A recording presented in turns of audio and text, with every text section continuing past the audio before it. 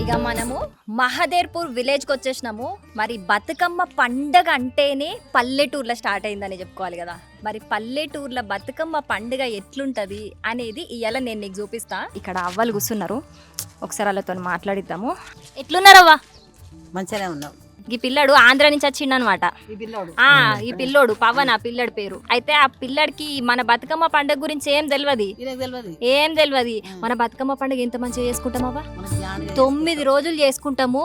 సద్దుల బతుకమ్మ పూట అయితే ఎంత మంచిగా తయారయ్యి ఆడతాం కదా.